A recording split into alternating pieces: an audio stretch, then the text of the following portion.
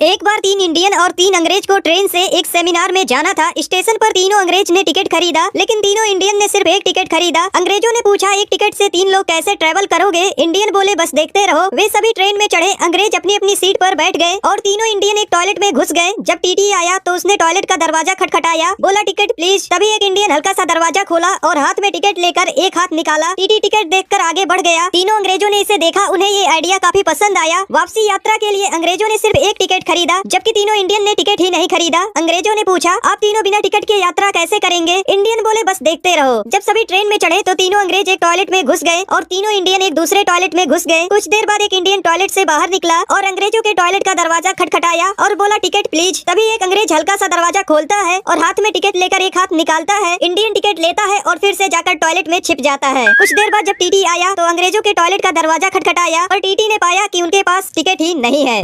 दोस्तों, एक बार एक बिजनेसमैन ने अपने दोनों बेटों को बुलाया और उनसे कहा कि तुम दोनों को बौद्ध मठ में जाकर कंघी बेचनी है। यह सुनकर बेटे हैरान हो गए, क्योंकि मठ में रहने वाले साधु गंजे थे, लेकिन फिर भी दोनों कंघी बेचने के लिए अलग अलग मठ में चले गए। शाम को जब वह घर लौटे तो पहले बेटे ने अपने पिता को बताया कि वह एक भी कंघी नहीं बेच पाया है। पिता ने इसका कारण पूछा तो पहले बेटे ने उत्तर दिया कि मठ के सभी साधु गंजे थे, इसलिए किसी को कंघी की जरूरत ही नहीं थी। अब बारी आई दूसरे की, तो दूसरे बेटे ने अपने पिता को बताया कि उसने 1000 कंघे बेचे हैं। यह सुनकर पिता बहुत खुश हुआ। उसने पूछा, बेटा तुमने उन्हें 1000 कंघे खरीदने के लिए कैसे मनाया? दूसरे बेटे ने उत्तर दिया कि मैं साधु के पास गया और उनसे कहा कि यदि भगवान बुद्ध की कुछ शिक्षाओं को कंघी पर छाप दिया जाए और उस कंघी को तीर्थयात्रियों को उपहार के रूप में दिया जाए तो वे जब भी अपने बालों में कंघी करेंगे तो वे भगवान बुद्ध की शिक्षाओं को याद करेंगे। दोस्तों, इस कहानी से हमें यही सीख मिलती है कि अगर आपको किसी चीज को बेचनी है तो उसके लिए आपको जरूरत पैदा कर। दोस्तों, दुनिया के 7 सबसे बड़े सच। पहला, आप अपनी आंखों पर साबुन नहीं लगा सकते। दूसरा, आप अपने बालों को गिन नहीं सकते। तीसरा, आप तब सांस नहीं ले सकते जब आपकी जीभ बाहर हो। चौथा, अभी आपने जीभ बाहर निकालकर सांस लेने की कोशिश की। पांचवा, आपने जीभ बाहर निकालकर सांस ली और आपको लगा कि मैं तो सांस ले सकता हूँ, लेकिन आप सिर्फ एक कुत्ते की तरह लग रहे थे। छठा, अब आप मुस्कुरा रहे हैं। सातवां, अब आपको गुस्सा आएगा और आप सोचोगे कि ये लाइक करूं या ना करूं, और हो सकता है आप लाइक कर दो।